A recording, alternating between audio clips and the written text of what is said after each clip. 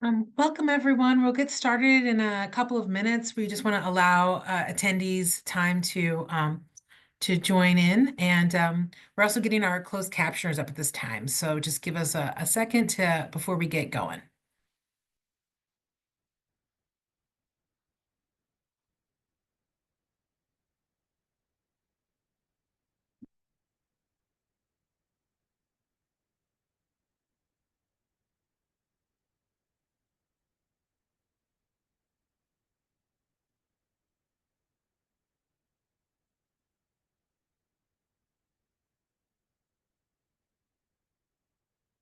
Okay, it looks like everyone's kind of come in now to the room. So, welcome everyone to the Missouri A and OER conference for 2025. It's very exciting.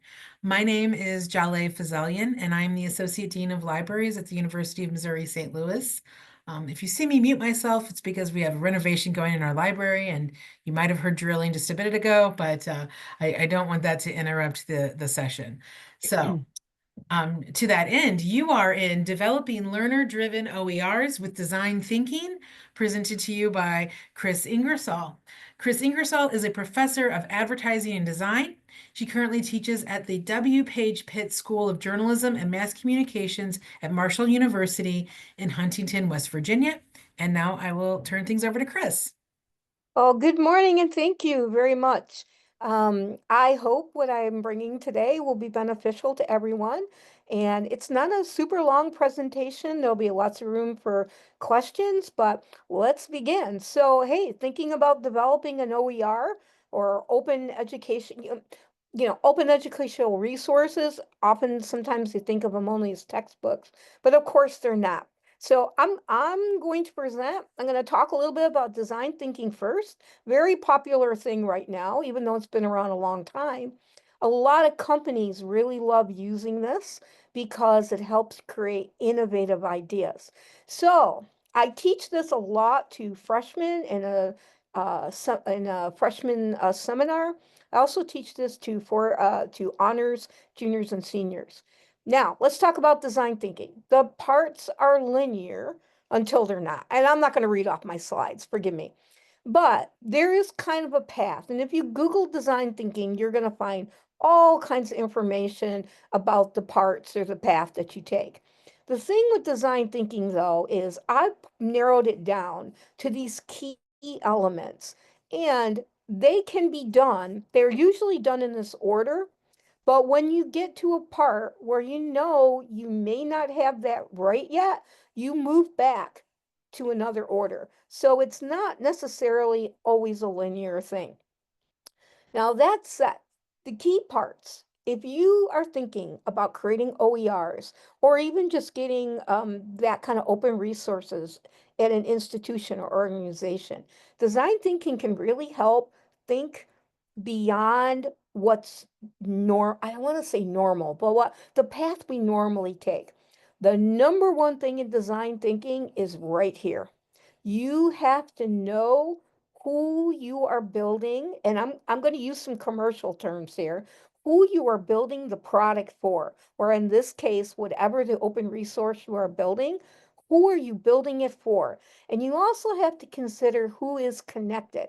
And I'll show a little more of this when I take you to one of the OERs we did here at Marshall through the library, where the stakeholders, the other people involved. So if you're building your OER for students and you're putting it out there for people to use, there are going to be a lot of faculty who are going to employ that you have to consider as well. The next thing, and this part, this empathize truly knowing who you're building it for and who it's going to affect is number one key thing in design thinking. And we have to go really, really deep on the research. And there's several kinds of ways in design thinking. Excuse me. We do the research, and it could be traditional research. It could be personal interviews, what we call user interviews. It could be building empathy maps and a whole bunch of other little things that I'll give you a little. I'm not going to actually present them at this talk, but I'll show you where you can get information on them. The next key thing, when I get together with my design thinking buddies, these two things here are what we talk about the most. Are you identifying the right problem? So for instance, when I have one OER that I'm using in a class, but it's not published yet. And the students actually helped me identify that problem. And what they said to me, this is how why I even created the OER. I wasn't even thinking about it. I always built my own materials for my classes. It's just what I did. But I always put them on Blackboard. And I was thinking, gee, I really hate the fact that Blackboard has all my materials. I would rather store them in my own server and have my own intellectual property rights on them rather than going out public like that. And my students said to me one day, they said, Ingersoll, I wish you had us buy a textbook so we had something to refer to down the road. Well, oh my gosh, a student saying they wish they could buy a textbook. So that's when I took all the materials I had in Blackboard and I created an OER. But before we did that, we kind of went through the design thinking process. I got it, I didn't get a grant for that, but I had two students that needed some extra credits. So I told them if they wanted to come work with me on this, I'd get them an independent study credit or something like that. So they came and they were part of the process, and we put a giant pieces of paper up on the wall in my office, and we started brainstorming. We sat and they had both taken the course. We were building the OER for, and we started brainstorming, and they wrote down everything they remembered from the course and what they thought was important, and then I filled in all the holes. And one of the things they said was, we would rather learn visually with short amounts of content. Oops, sorry, with short amounts of uh, type, written words, and see visual demonstrations of what you're teaching, because what I'm teaching is a visual language in that course. So it's ideal. And over the years, as we've tested that OER, it just keeps coming back that way. They want visual, easy, quick to get to. The next part of design thinking, and I feel bad if anybody has a question or if I'm going too fast or whatever, please just speak up. Just turn off your mic and speak up. The next part is, of course, what we would call in the business the money maker. It's coming up with the best solution to the right problem. And one time I took a class at a big institution on design thinking because I wanted to see how they were teaching it. And I was very shocked at a lot of the people in the course were CEOs and higher ups in very big corporations. And this was the part that really shocked me, is they kept trying to come up with a solution rather than discovering the problem. So in the case of that first OER I developed, I realized then the problem was students did not, at least the students in my course, did not want to read paragraph after paragraph of repetitive text, because it's very common and it has its purpose for textbooks to make a concept statement and then go a few more paragraphs and repeat it. They didn't want that. They wanted very short text and a lot of visuals that explained it, which for most faculty aren't going to be able to do that. It's not what they're trained to do. Luckily for me, I worked in the field for 20 years as a designer. It was really easy for me to do. But the trick was I brought in my students to help me design it, which in my field, that can be an ego thing, but one thing I've learned about design thinking, you have to talk to the people that you are creating it for. Number one priority.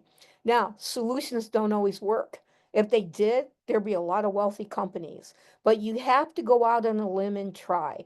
And you find these solutions by talking to your users, talking to your stakeholders, and all the other little things I talked about up here that I'll show you visually in a little bit down the road. So far, any questions? How am I doing, folks? Fortunately, I can't see, so yeah, okay, let me see. Okay, No, there's no question so far, Chris. Everyone's okay, liking it. okay, Mhm. Okay, sorry. It's hard sometimes. Oh, thank you. Someone gave a heart. Thank you. It's hard talking to a screen sometimes. The last part of the boil down I'm doing is about prototype testing and then going back and fixing what you find your users think is not working and then testing it again. So basically, you're building and rebuilding. So we built the OER, and then if you folks would like to see at the end, I'll show it to you, and I used it in class. I'm always asking. I'm not waiting till the end of the semester. I'm not waiting for like student evaluations or anything like that. All through the semester, I watch their faces. I watch them. I ask them, does this explain it well? Do you like this? Do you like these PDFs we're putting up for you? So I'm constantly getting feedback because we haven't published it yet, so I have time yet to make it good. Unfortunately, I have a bad habit. And when over the summer, I had a grant and I took a course on user experience design. And at the end of the course, it talked about a business thing where, oh, now I'm going to forget what they call. Oh, it's right in the tip of my tongue. Sorry. But it's where you got to learn to get over research creep. I think all the faculty and librarians can understand research creep. That's what I have to get over, and I got to get things published. So let's go ahead and move on because I think this is one of the best parts of design thinking. So our president here at Marshall used to is a very pro design thinking when his companies and did very well using it. And they call their version of design thinking design for delight. The whole point is you want the people they're selling the product to be very delighted with the product. It's a wonderful goal. I learned design thinking much earlier than our president came here, and I'm what you call an IDEO fangirl. So if any of you want to research IDEO, IDEO, you just Google them. They're a design firm. They're kind of where I learned and kind of where it kind of all started. And they're designers, and they're mostly product designers, and they apply design thinking to make better products. And this is something I normally give them credit for. You'll see in my first OER, I do, but it's pretty commonplace on the web now. But there are three factors. If you can hit these three factors, they say you build an innovative project. What I'm going to say is for what we want to do in learning, we want to create a valuable experience for our learners. So I'm going to take the original IDEO and I'm going to show you how I'm applying it to learners. Number one, desirable. Do people want it? Do our students want it? Do we sometimes build things because we think they need them, but in reality, they're not going to adapt to them? They don't see the need for them.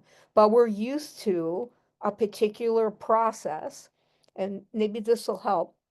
I had a freshman last semester in an honors first year seminar, and those kids are great because they will speak up. If they don't like what's going on, they'll speak up. And I had a student who was really upset with the course. She goes, Ingersoll, I can't take this. I don't understand what you're asking from us.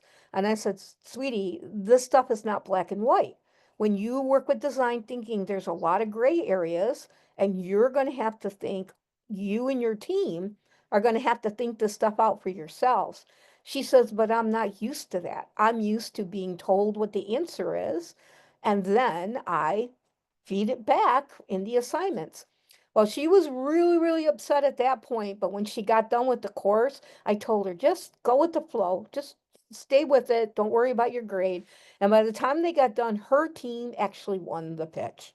I mean, they once they realized it was okay not to think in the tradition that they were taught to think, they opened up and came up with an incredible idea and an incredible prototype to pitch that idea.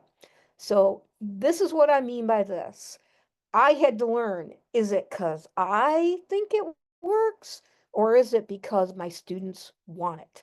Are they asking for it? And sometimes students don't even know what they need. And I'll talk about that in a little bit. The next one is viability.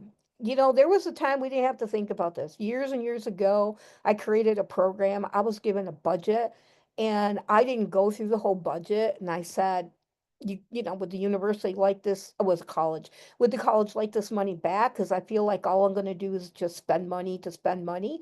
And I think they thought I was crazy because I go, we have everything we need. It's a new program. You put a lot of money into it. I don't really need, there's no place really to spend this money. Let's use it somewhere else it's need. But nowadays, that isn't happening. We have to think about if we're going to create this OER, how is this OER going to survive? Um, if it's a OER that needs to be updated, like I just updated our first one over the summer. Is there going to be somebody around to update it? How are we going to make sure people are going to want to? I mean, there's no free lunches, are they? And we do have a lot of incredible people who are willing to do this for their students and are not thinking about being paid or getting time off, which is one of the biggest things I hear from faculty about building something. And an OER doesn't necessarily have to be for a classroom. It could be just for instruction for any kind of thing, right? No matter what, even coming out of a university, and maybe getting universities to understand how much this can brand them. Like we have schools now saying you can come and all your books are free because they're all OERs. This can be important, but I don't think the OER community has understood how to fit this need yet. Um, because you can't expect people to keep doing it and doing it and doing it without something to sustain them or something to sustain the program or what's going on. Big question. I wish this would get brought up more in conferences on OER. The last circle is feasibility. And this is a key one. We got a grant last summer and did research with West Virginia faculty on their needs and perceptions of OER and ask questions like what softwares they had available and all kinds of little different things. Because in essence, we're doing user need research. I'm building a micro course, hopefully, a micro course along with a textbook that is an OER textbook that is designed to help them get through the course so that we can make it self-paced. So, because we discovered time, faculty having time is a big one. But that's what we're talking about here. Otherwise, is the technology available? And one of the things we were asking is what software do you have available to you to build an open educational resource? And the majority, I'll give away a little hint of what our research is. We haven't published a paper on it yet, but one of the things I discovered and wasn't surprised, Microsoft Word, because it's the standard that's given out at the universities here in West Virginia. So is the technology there and is it achievable? Um, I wish I could teach them like I teach my students. Um, how to use some of the professional software because it's not really as hard as it looks if somebody guides you through the basics. But that software is very expensive. And from that research, we discovered very few faculty, because that's all we were polling where faculty had access to that. So so we're looking at the alternatives of what they can have access to or what could be more cost effective to do that. All right. This to me is one of the key things. And if you can hit all three of these things, or at least think about them, you not only can come up with this, but you can come up with this. Okay. My finger said, let's go. Sorry. Okay. Just to recap, know your learners, talk to them, observe them, research them. Design thinking does interviews. Design thinking promotes watching people do things to see if you can glean some kind of idea of where they're struggling or what's working so you can apply it to what you're building. When I talk about research, I'm not talking about just academic research. I'm also talking about some of the other elements like mind maps and empathy maps. And I'd rather show you a little visual on that a little bit later, but you really have to get to know the learners way beyond the way we were taught as academics or to do academic research. And this is the part that's helping companies make better products that people want to buy. Ask what if. So, like, say, what if my students, or what if my faculty, or what if the people who use my library had, did, knew, think of, so I make students do, I think like 12 or 15. They have to do what ifs. What if my students never had to go out and find a textbook? All I had was a link and they went to it. I asked myself, what if I divorced myself from learning platforms like Blackboard or others? Not trying to pick on Blackboard, but and only used it for the grade book because the grade book is coding that I can't create. But what if I just had a link for all the learning material and it stayed within my school or stayed within my server? So that was one of the what ifs I asked. Sorry. I'm teaching a lot this semester. I think my throat is gone. So asking what if and not being afraid to put crazy things on there. Sitting with a group of other people of similar like fellow librarians or fellow faculty or with students and just brainstorming what ifs. Get a great big piece of paper and hang it on your wall or get a whiteboard and just start writing what ifs and see if you can find that unique thing that isn't what we commonly are thinking about. Then from that, you take the what ifs, you start writing them up as problems. And what you want to do here is don't write solutions. Don't say what if all my learning materials were nothing but visual. You actually want the problem. So I might say here, students don't feel traditional textbooks with paragraphs and paragraphs of text are serving their needs. Because what I want to do is I want to brainstorm lots and lots of solutions. So I do not go down that traditional road. I want to think about what learners need, what they want, and here's a big key. As a designer, we try, and everybody has a little designer in you. So I used a quote from Maslow in the abstract. Everybody has creativity in them. It's not reserved for special people. If you can't draw, who cares? That's not creativity. Creativity is a long ways from there. What do they need, but they don't know they need? This is the real key. It's like, can we find through all this other stuff something we see? So here's an example of a digital thermometer was being built, and when they went out and talked to users and they asked them questions, that's what we call user needs, going out and asking a lot of questions and getting their feedback. They said that they wanted a way to adjust their thermostat from their iPhone when they're not home. Now, the point is, that's a solution. So what we would say that's a specific solution. So what we would say in our solutions, instead of saying that, we'd say users want to be able to control the temperature or their thermostat when they're not home or when they're out, when they're moving away from their home. All right, hope that's helping. Is the solution viable? Back to the three circles. Can we find a way to sustain it? It's not always about money. Sometimes it's about having the time. Sometimes it's about having the resources. I'm a I'm a real big pusher and it's not going very far, but I think we are used to traditional academic presses where we publish books and still publish print books. What about if we had academic presses that published open educational resource materials for our schools? And we had staff there. If it's going to attract students and it's going to build a brand, and if it's going to keep the cost of education down for the students, it's got to come from somewhere.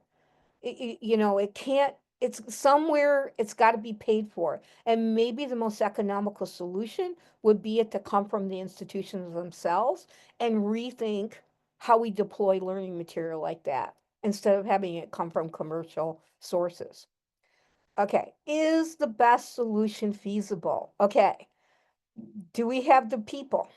And in a way, these are kind of talking the same. This one is kind of more financial. This one is more about technology and what you can do. So one of the problems I have with my second OER that isn't published yet is the table of contents is web-based. So it's coded. And right now, I cannot find anyone who is willing. I'm going to be honest, I've only tried two places, but both of those places said they could not host HTML file like that. They're okay with hosting a PDF, and they're okay with, if they have a contract with something like Pressbooks or something like that, hosting those kind of things, because basically the institution isn't having to worry about it. Pressbooks is, it's sitting on their servers.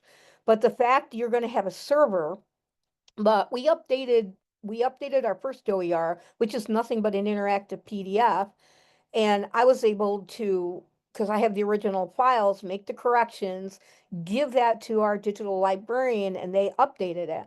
But they're not willing yet, or they don't have the capabilities to host the second OER, which is all about, it's an HTML page. So that's one of my problems here. How do I think about how can I eventually get this in a format where I can share it more? All right. Any questions so far? Everybody good? Little heart, little thumbs up. That lose everybody? Thank you very much. I appreciate that. Okay, I don't know how much of this you want to hear, but actually give me a heart or a thumbs up. Would you like to hear how I went through the process? How my career did OERs? Yeah? Okay, because I don't like want to sell myself here. Thank you.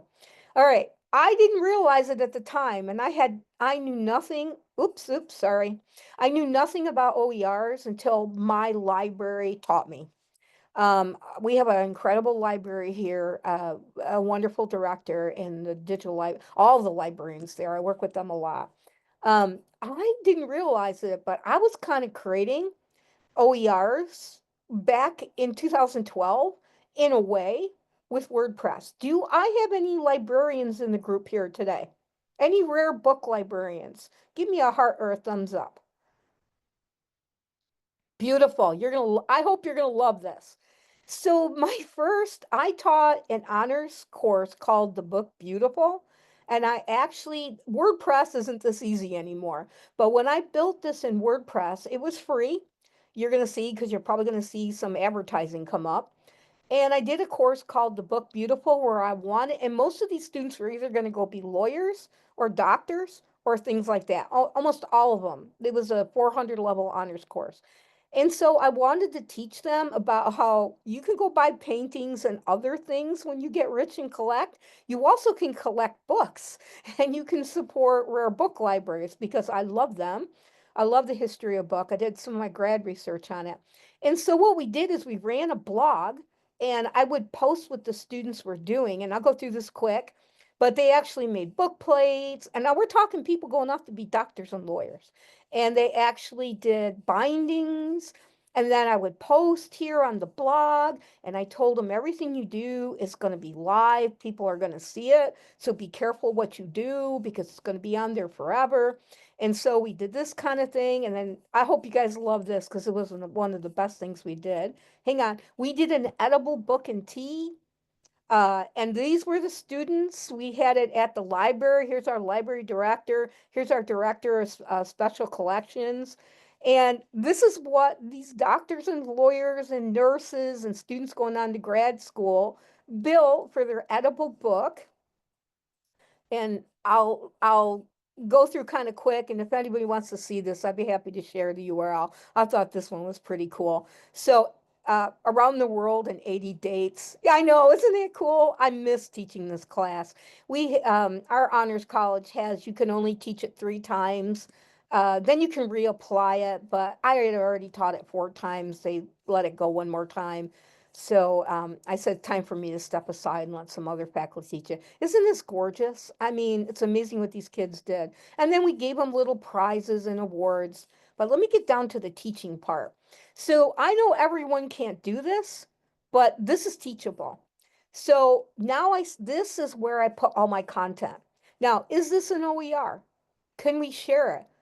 I'm going to say yes. People can go in here and just copy this and paste it. So there's parts like I almost should go put a Creative Commons license on this. If WordPress will let me, I'm not sure, but you can't get all this stuff. But you could go in if I put the license. You could go in. This is all my original work, all my writing. You'll probably find lots of typos, so don't hesitate.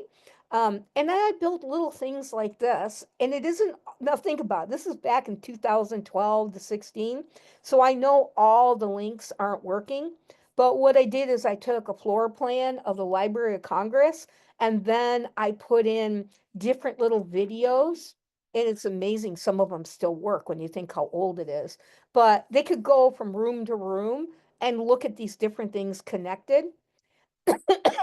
Then I did things like this where I brought up beautiful bindings. To create the shadow. Oops, sorry, it's bringing up an ad first, but the price we pay for free. So they could go listen to a rare book dealer and about this. It had a lot to do with women's bindings. And then I gave them a link so they could go in and highlighted the parts because I was teaching them how to read about a book if they were going to collect and buy. And this stuff can easily be done in some simple programs. It's just a matter of knowing how to do it. And then we did Edible Book again. And then this is some research. This is an original. I should give credit here. This is a photo from Hamilton College where I did my undergrad work. I should really give them credit. But again, I used something original that I don't have to worry about copyright except Hamilton gave me permission, but I got to give him credit. And then wrote my own material and then created links to other parts. The only hard part about this is keeping up with the links. So I haven't taught this class in a long time. And then, I mean, I think a lot of us can build this. I don't think it's something we necessarily, okay, I got to get back, necessarily have to have a lot of designer experience for. Okay, whoops, sorry. I build my software and I build my slides and as PDFs, and my trackpad is working harder than I am here. Then my next OER, for my actual first real OER, and I wasn't even building an OER until a librarian said to me that that could be an OER, Chris, and this is how you can make it an OER. You got to make it shareable. I built it in Microsoft Word, and now I use Grammarly because I'm dyslexic, and how I got through college, I'll never know. But it helps a lot. And also because I don't have editors, I'm building the stuff all by myself. So this AI tool is phenomenal. And Microsoft is free to me because my university provides that. Now, my university provides me this because of what I teach, and I have the skills in this. But as I said, I don't think we could build micro courses that could teach faculty how to use these programs and build stronger things than you can build in Canva or Wix or other things like that. Then I happen to use a little more sophisticated software for my websites, but I'm teaching students right now how to use things like WordPress so that they can have some interactive content. I don't think this is beyond, I mean, we go to school to learn how to write real well. We go to school to learn how to critically think. These things are not reserved for only design professionals. Maybe someone like me can do it, like, my typography here is pretty strong, but I teach students how to make hierarchy typography like this all the time, and they're freshmen and sophomores. So that's where I'm going here with learn basic communication design, type, hierarchy, grids, and visual language. My goal before I retire is I'm hoping I am going to have an OER that will help faculty do that. Okay, I'm pretty well done. I'll take questions, but would you folks like to see the first OER we created? And it happens to be on design thinking. If you give me a thumbs up or a heart, you're interested. Oh, okay. Okay. All right. You have access to this. Just Chris, this. before you, one other thing that the people are asking for is to see an empathy map as well. Oh, okay. Well, I'll show you an empathy map in here. So you could, and I'm sorry, it was only an hour talk. I usually teach design thinking in 16 weeks, so I couldn't give everything, but you can download this.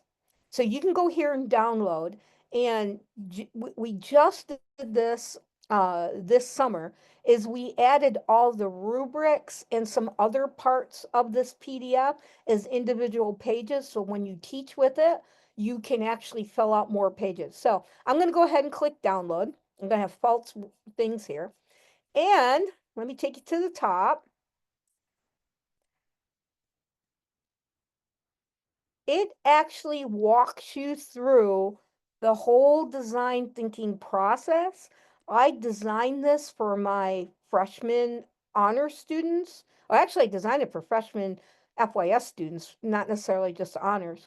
But once we posted it as an OER, it has been downloaded by institutions, academic, a police department like in South Beach, Florida, or so. I know, it cracked me up. I told one of my colleagues I really made it now when the police department is downloading this.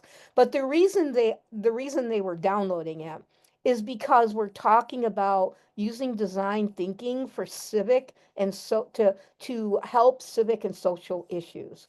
So let me quickly go through here. There's a whole bunch of great resources in here. Here are the classic books. I give my students this because they're working on social and civic issues, and Stanford has a wonderful journal out on that where they can get free articles. Here is IDEO, who is, let me see if I can make this bigger. Here is IDEO, the link to IDEO, and some other design things that could help. These are wonderful. These are short little animation videos on YouTube from the University of New South Wales. Yep, there we go, and you can go watch, you can just go watch those and they'll help a lot. Then this is the kind of the instruction for the students. Great quote. You got to have the right problem to get the right solution. But see, here we're talking about building a social enterprise. So not only solving the problem, a social civic problem, but understanding how to fund it and keep it going. I have them listen to podcasts. Let me go a little quicker because you guys are going to want to see like empathy maps and stuff. So because this is like some of the things to help them build teams, because design thinking is better being in teams. But let me get down to the core stuff that I think you guys would like. And they have to do things like this because they're students and they're not going to keep notes on their own very well. But actually, it's a nice way to do it because once you do it, you have an artifact. Here is an empathy map. So an empathy map, let me get it smaller again, um, thinks, oops, sorry, I'm trying here. All right, you take your user, and if you can go out and work with them and talk to them, that's ideal. Most of my students can't get out there for this, so I tell them to think about what they think is going on. But the best thing is to go out and talk with them. What are your users saying? What are your users thinking? You got to go ask questions, or you just know your market, and you put that down. What do they actually do, and how do they actually feel? And here I have them identify the user. If you go to if you Google this, if you Google empathy map, I think even Mural, any of you are familiar with Mural, the whiteboard? I think they even have mural things in there. And this is how I grade them. Okay, now I have them identify the users and stakeholders. This could be very valuable to you guys. Your stakeholders might be, like in my case, it could be the president of the university.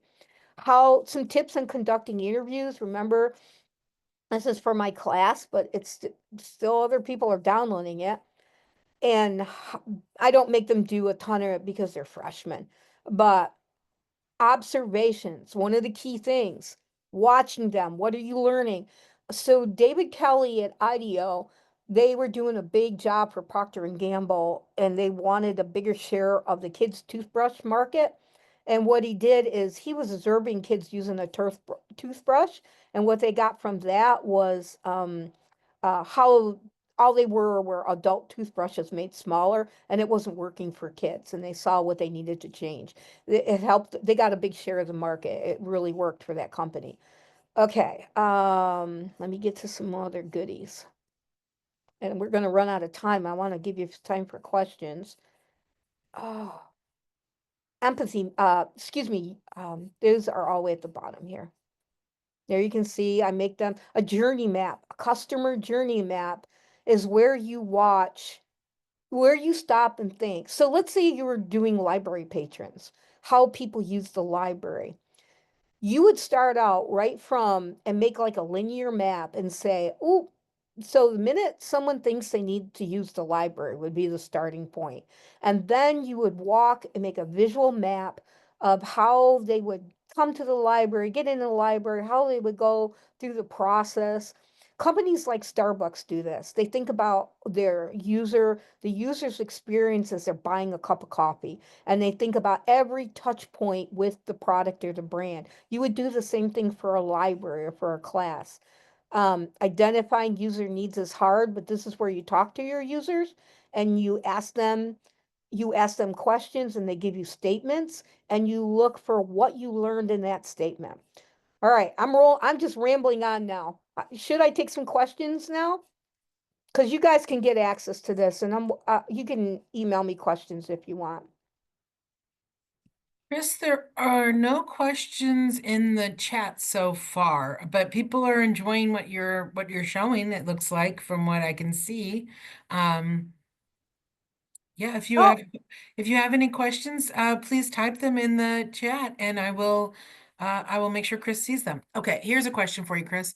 What was one of the challenges with adapting to OER that surprised you the most?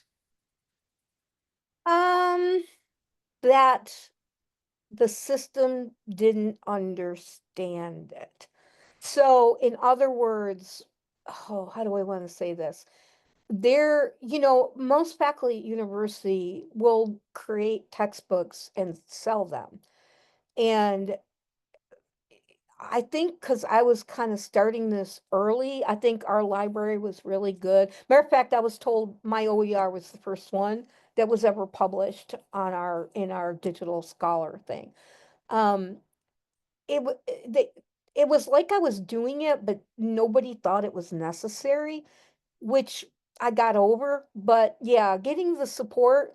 But then I got very fortunate because of our library. It also took me a while to understand what truly OER was because I'm a designer and I'm always trying to break the barriers. And I think we still can break the barriers in OERs. Just like I think we can use blogs to teach and we could still make a lot of that content available. We just might not be able to make all of it available for downloading.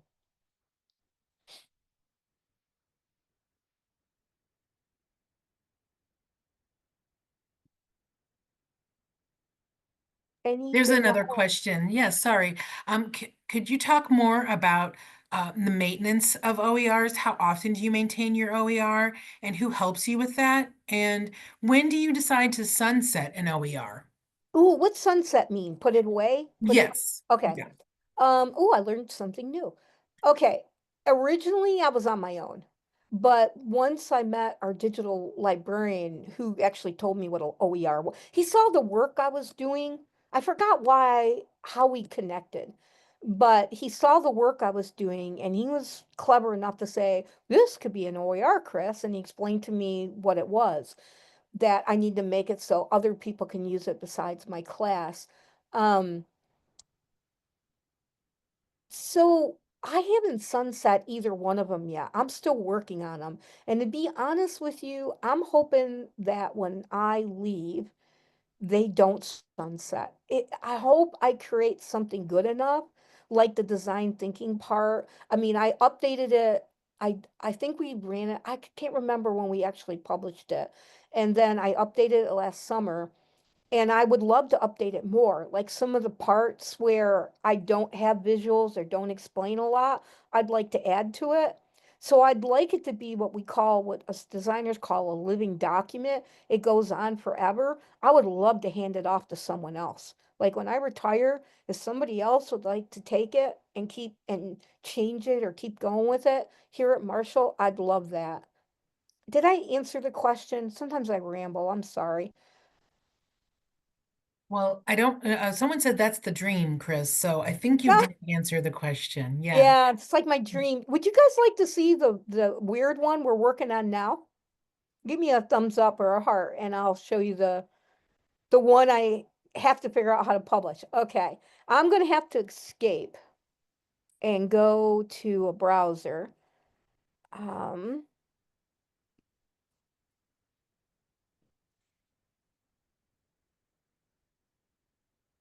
this is the OER I'm currently working on.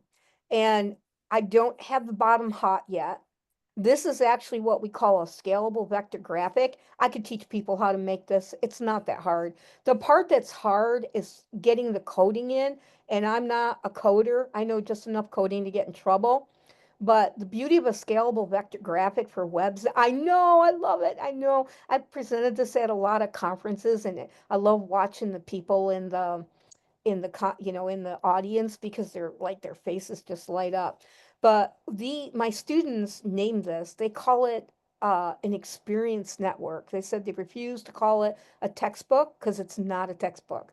And so they named it an experience network. And then we call these nodes, and you basically follow the nodes through to learn the different things. So when I'm teaching about design principles called focus, they actually click on those nodes, and they are PDFs that they can download. So if anybody wants to use this text and this is how we made it a OER, because we can't give them the table of contents, but I'm working on that. I'm working on that. Um, I'm not sure how I'm going to make that work, but I haven't forgot. But you can download these PDFs, and this is what we did according to what they asked. They wanted less text. I mean, yeah, less text and more visual. And then it just gets where the practices and things get more and more uh, interesting or different, where we're showing them how to use the different tools. We don't have these going yet, but I'm going to have little videos of the exercises I give them in class. And you folks, if you want to go look at this, just all I'm asking is, and I've allowed one other professor to use it, it's still in beta testing. It's not completely done. So all I ask is if I give you a link to it, don't like pass it out there because it's not ready for prime time yet. The problem is I'm hosting this on a server I'm paying for. When I retire, it's going to be dead if I don't find a publisher. A commercial publisher can do this, but I don't really want it to go to a commercial publisher. But any other questions? Well, actually, Chris, we're at time now, so we want to thank you. This has been, I think, a lively session, and I feel like the comments and the chat have been very that everyone's been interested and invigorated by this. So we want to thank you all for attending this session. The recording of this and of course the transcripts will all be on our website at the end. You're getting a lot of thank yous in the chat there, Chris. So we thank you all for your time and we hope you'll come back for our 11 o'clock sessions. They are Reinventing Higher Education, the OER Pathway to Student Success, or Itinerary Insights, Unlocking the Potential of a Professional Association Conference as an Open Education Librarian. So enjoy and thank you all for attending and thank you, Chris, very much. Thank you very much for letting me come. I appreciate it. Bye-bye. Bye-bye.